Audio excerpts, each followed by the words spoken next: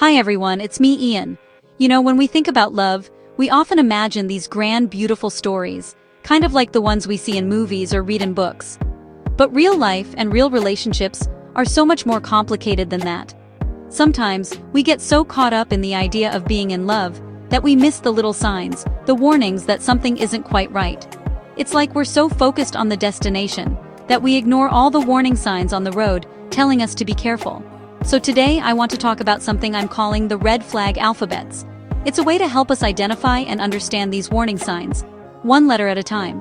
We're starting with the letter R, because honestly, it's packed with so many of the most common and damaging issues we face in relationships. These are the things that can slowly chip away at our happiness, our self-worth, and the very foundation of what we're trying to build with someone. It's not about being cynical, it's about being smart and protecting our hearts. Think of this as a friendly guide, a conversation between us about navigating the tricky waters of modern dating and relationships. We're going to explore 20 different R words that can signal trouble. Some might seem obvious, while others might be a little too familiar.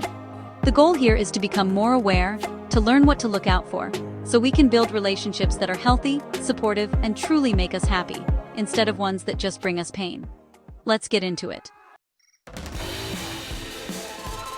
The constant sting of rejection from your partner, making you feel unwanted and small, is a deeply painful red flag. When rumors and gossip start to poison the trust between you, it's a sign the foundation itself is cracking. A red flag itself is that gut feeling, that intuitive warning that something is fundamentally wrong and shouldn't be ignored. When your partner tries to control who you see or what you do, that isn't protection, it's a restrictive cage. Uncontrolled rage and explosive anger are never okay. This volatile behavior is a serious warning sign of deeper, dangerous issues. Engaging in risky behaviors that put you or the relationship in jeopardy shows a profound lack of respect and care. So, the silent treatment, or what some people call radio silence, isn't just about ignoring you. It's actually a manipulative tactic, meant to punish and control. Feeling like you could be easily replaced at any moment?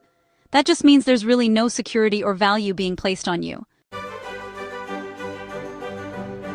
When unspoken frustrations build up into this wall of resentment, it silently poisons every interaction and just erodes all the affection that was there before.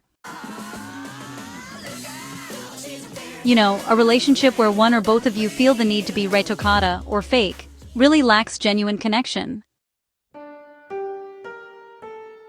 The relasyon walang label, or unlabeled relationship, often creates confusion, insecurity, and honestly, a convenient excuse for a lack of commitment. Being perpetually stuck in the friend zone, a relasyong friend zones, can be a red flag of unreciprocated feelings and emotional exploitation. So, a relationship where you constantly suffer isn't some kind of romantic tragedy. It's actually an unhealthy dynamic that's just, draining your life force.